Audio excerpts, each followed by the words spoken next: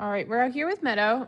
So for her in the partner program, it's going to look a little bit more tailored and different than some of the other dogs, just because we really need to get her taking food when she's nervous and overcoming some of her environmental anxiety. And she's doing really great. Obviously, like a huge improvement from like day one when she started coming. But we still have a little bit more work to do. And now that she's been acclimated with her routine at home, and she's starting to come to the studio again, it's time to kind of push her a little bit more.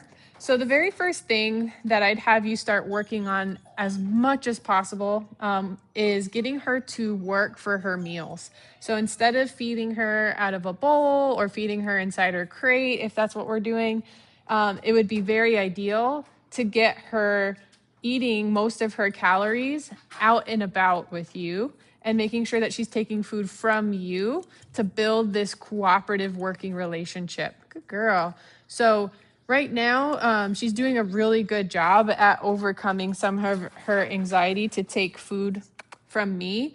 But I imagine if we went outside around some more heavy distractions, we'll get it. She would struggle a little bit more. So getting her to overcome that as part of her job in order to get some of the food is a smart way to go about it, just because dogs are hardwired by nature to find whatever equals the food that they need, like existential food, which is food she needs, not food that she wants, right? So if she's hungry and she's earning her like the majority of her calories by doing a certain activity, her brain is going to hardwire that activity as being very important and reinforcing to do. So if we can get her literally just eating out of your hand as like step one, and then starting to do that like in the hallway or right outside where she goes to the bathroom normally, and starting to do it on walks. Actually getting her to take food while she's moving is sometimes helpful because movement will help her be less stuck inside like the fear part of her brain. Hi, good job. If you notice, like if anytime she does like shut down, she's most likely holding still or trying to kind of flee. But if you can kind of just get her moving, and finding the distance she can be from things that make her weird or scared, where she's aware of them being there, but not too over threshold where she's like actively shutting down. That's our goal. And so we want to kind of close the gap where we find that distance and she's able to take food. And so a session could look like, all right, I've got my training pouch. It's full of your dinner. You may have some high value treats in there as well. We really like Stella and Chewy, the treats, or you could even use like the patties and break those up. But getting a little bit of a higher value food could help at first. At some point, we don't want to depend on the value of what we're feeding her to be what's making her want to work with us. We do want her to find value in working with like kibble and like low value food. But we may need to raise the value of what we're feeding her to help her overcome stuff. So now she's warmed up a little bit. She's taking food pretty well. We can start to talk about the next thing that we would want to start to introduce, which is food luring. So in the partner program, we talk about the stages of learning or phases of learning. And it's important to know what phase your dog is with certain obedience commands. So obviously our goal in the partner program is to teach some pretty solid obedience with sit, down, heel, and place. Those are kind of the basics. And so when we want to teach those, the first thing we have to do is kind of acquire that behavior. Good. So the way that we do that generally is with a food lure. So a food lure is where we have food right to our dog's nose as if it were a magnet. So if I had a handful of these treats here, I'm going to unwind you here. I'm going to bring it to her nose and I'm going to see if I can guide her a couple steps in one direction and then feed her that piece of food. For right now, because she's a little nervous and it's her first time trying it out, she's only going to take like 1 or 2 steps and then I'm going to reward her. The idea is to reward your dog at peak performance. So if I really try to get too many steps out of her, oh, that looks really good.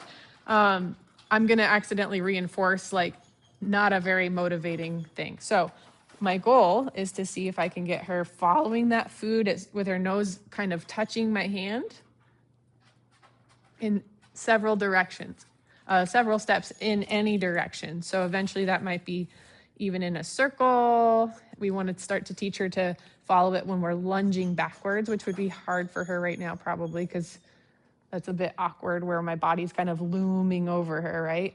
So see if I can get a step towards this direction, and then I'm going to feed. So that can be something you add in to everything we just talked about. You take her out, you've got her meal, and all right, it's time to work. It's time to work for your food, girlfriend.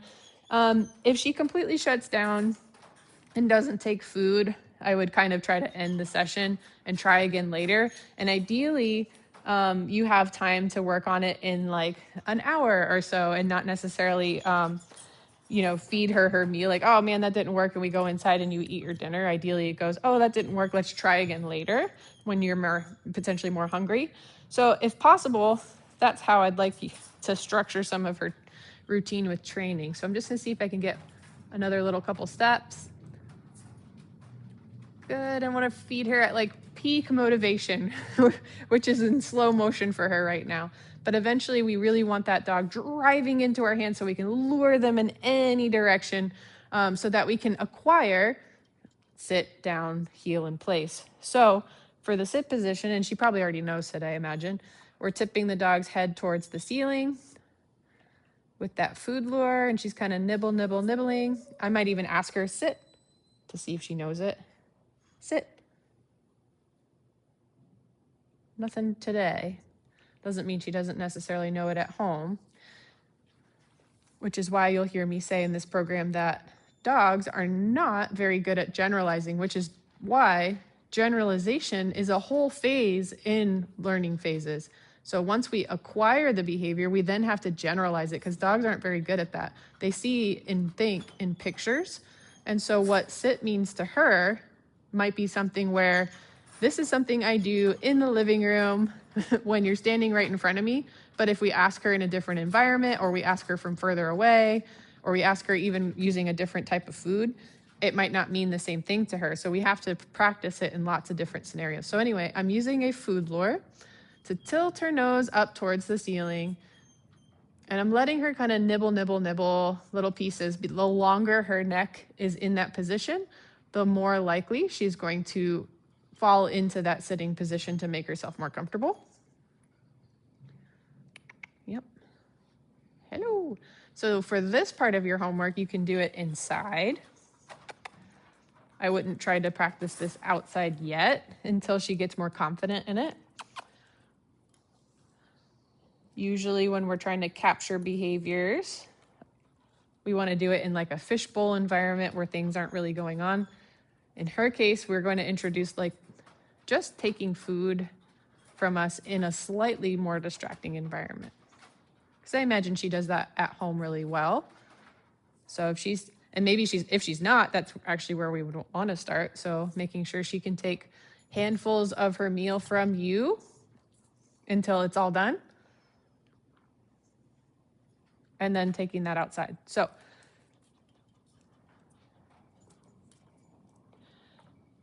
her motivation levels are a little bit flat, which again will be helpful if we start to use her meals for training. So if this is kind of how training was going at home, there she goes. Yay, good job. And she's kind of quick to give up. So we're gonna have to be aware of that as we go along in this program, and know that her rate of reinforcement, which is how often we need to like feed her, may need to be a little bit higher. So right now I was kind of letting her nibble, but she wasn't quite getting enough. And as soon as I stopped feeding, she kind of walked off. I want to see if I can just put a little bit of counter pressure on her bum without freaking her out. See if we can guide her that way. Not so much. So that's what we're going to work on today. I'm just seeing if we can acquire that sitting position. We'll talk about how to acquire down as well. And when she's really good at that food lure, we can get heel. And I think we actually did place with her at some point. At least she's been on a place bed while she's been here. So that should be actually pretty easy for her. So Where she's starting to kind of get a little bit like, oh, like a little bit wiggy, I want to try to do maybe that food lure one more time, end it on a really high note, and recognize that she needs to probably be done.